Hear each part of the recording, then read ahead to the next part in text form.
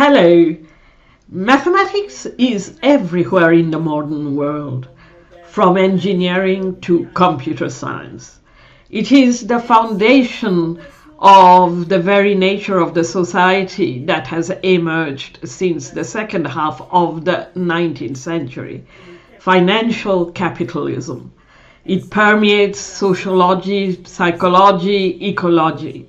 The living is quantified and thus commodified. However, the fragile foundation of statistical applications raises the question of excessive mathematization. It is the subject of this video. Let us take an example. The basic reproduction number R0, which has been used as a justification for lockdowns, namely house arrests on a global scale. This is a major tool in epidemiology supposed to indicate the contagiousness of a disease, namely the number of secondary cases which one case would produce in a completely susceptible population. But from the outset, it is a lot to assume that there is contagion and that we are all on an equal footing in the face of it. So we should first establish this thesis on sufficiently satisfactory scientific and therefore empirical foundations before even developing such tools based on such an assumption.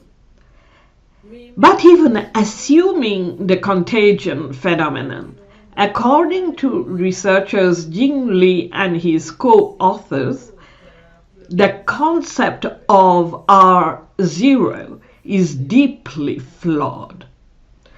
Since we cannot count for each person the number of people they supposedly contaminated, it is an abstract statistical concept, the estimation of which must necessarily be based on mathematical models, but few of which agree with each other.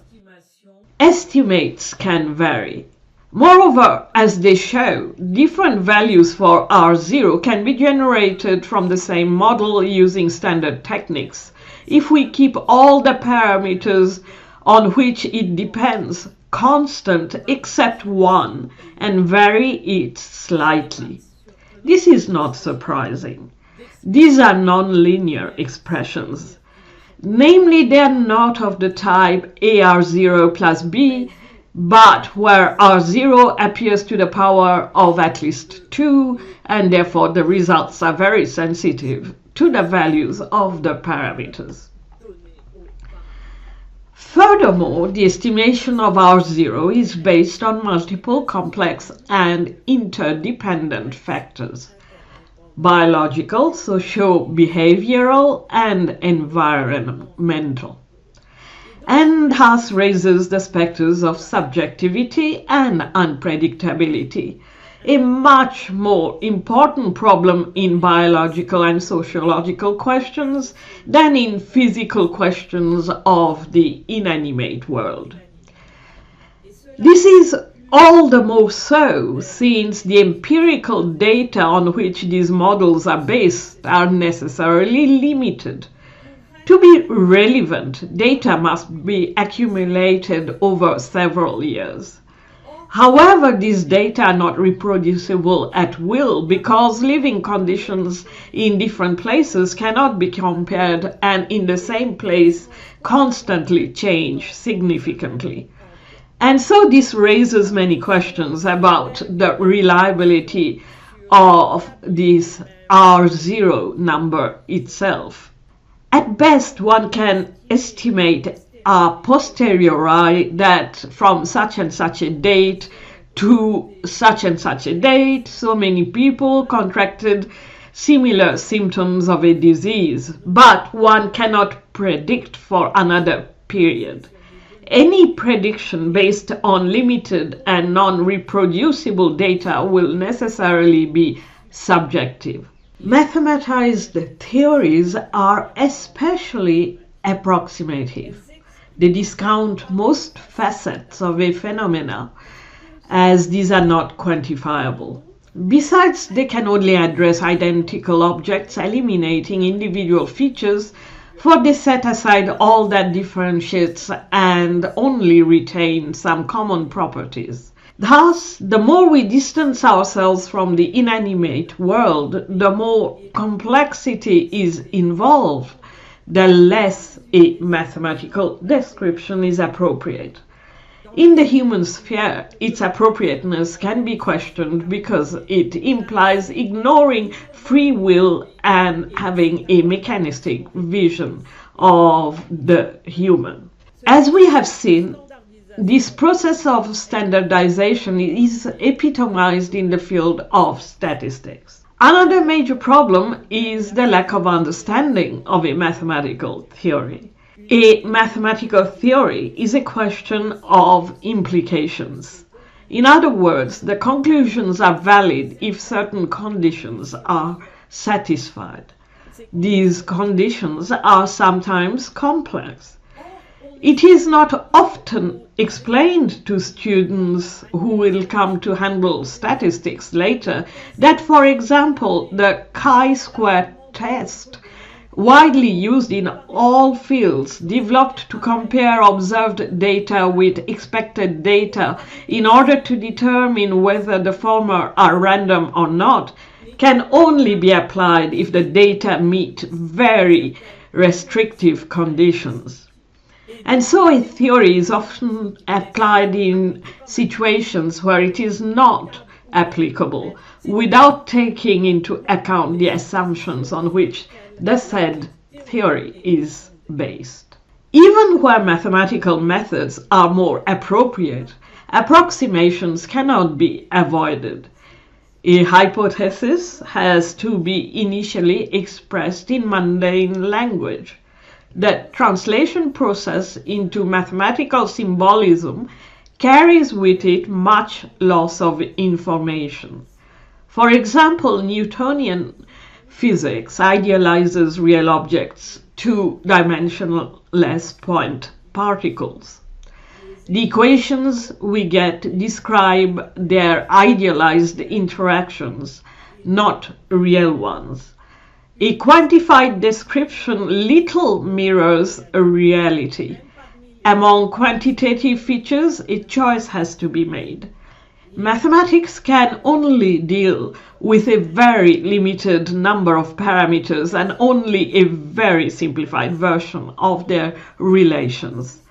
Besides, there is a whole set of scientific questions that are in principle computable, but in practice cannot be computed because the time taken, the resources needed, and so on are too extensive.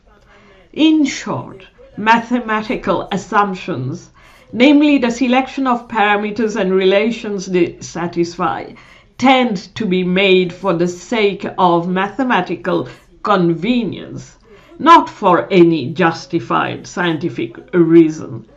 In Ostrovsky's words, physics is nothing else than a hierarchy of approximations. The process of approximation goes even further. Although equations do, in theory, have exact solutions, except in the simplest cases, contrived methods only give us approximate ones. This is usually the case for differential equations, namely equations indicating the evolution of a system over time and space, and thus on which predictions are based. A whole series of approximations again occur when retranslating our mathematical representation into mundane language, notably as they are likely to involve non-exact numbers such as square root of 2 or pi. In this retranslation, as in the context of quantum mechanics, another problem might arise, that of interpretation, since the same set of mathematics can generate divergent scientific explanations. Or to put it more mathematically, there may not be a one-to-one connection between the mathematical part of a theory and its scientific interpretation. In conclusion, the perfect accuracy inherent in mathematical formalism allows us greater control on some quantifiable features, but precisely because of this accuracy, it is a far cry from reality. As far as the propositions of mathematics refer to reality, they are, to quote Einstein, uncertain. And as far as they are certain, they do not refer to reality. All the more so as they are inferred from knowledge which, as remarked by Max Born, is necessarily both limited and approximate. Calling any science exact is therefore misleading. Mathematics requires measurement, and the first scientists of the modern era, such as Giordano Bruno or Galileo, were perfectly aware of this. However, only objects are measurable. To measure the living is to commodify it. Even with regard to what is measurable, Descartes clearly indicated that observed objects and their mathematical equivalents are not the same thing. However, we have preferred to ignore the warning of mathematician Descartes and to misinterpret the enthusiasm of physicist Galileo, for whom the universe is written in mathematical language. We have forgotten that for Galileo, the non-measurable sphere is not part of the world outside of oneself, and therefore, according to him, cannot be studied scientifically. Certainly, mathematics has proven its power in our attempts to understand the reality in which we live, notably thanks to Newton, who expanded their role beyond the merely descriptive and thus predictive. From his mathematically expressed principles, he inferred physical explanations, thereby unraveling the promise inherent in mathematics to an unparalleled degree. However, his achievement rests on somewhat shaky grounds, of which he was only partly aware. He knew that the quantifiable data on which his exact mathematical descriptions were founded were approximative, but was persuaded that nonetheless scientific insight could be derived, as he was convinced that experiments could be demonstrated. Still, he was too good a scientist to assert this and used the conditional. If any of those experiments be demonstrative, they will not leave room for further disputing about what they demonstrate. But let us not forget that in his calculations in Principia, he fudged a correlation factor so that his mathematical model and his empirical data remain compatible. A deliberate pretense to a degree of precision quite beyond its legitimate claim, according to journalists William Broad and Nicholas Wade. A great temptation indeed when one is convinced of one's theory. Let us not forget that a qualitative approach can be equally, if not more powerful and appropriate.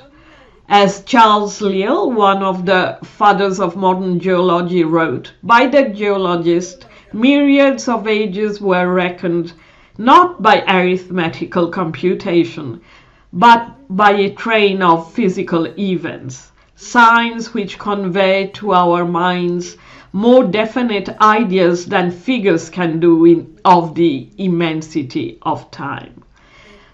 Such an achievement is in no way of lesser value than that of the geometer by whom were measured the regions of space and the relative distances of the heavenly bodies.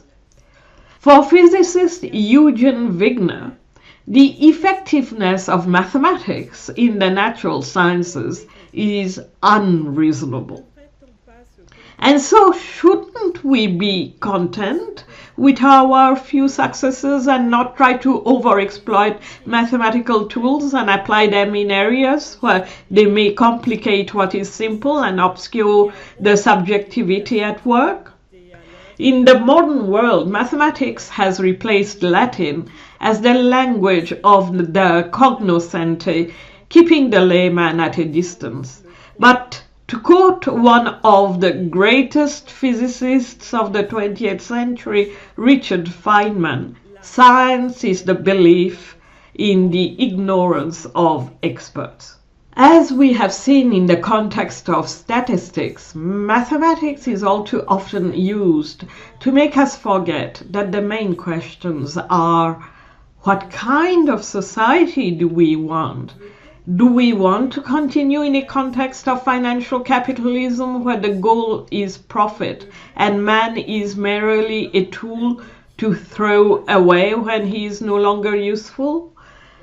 Politics is a matter of opinion and cannot be justified by statistics and excessive mathematization, which, because of their often too great unrealism, could jeopardize humanity's future. Thank you.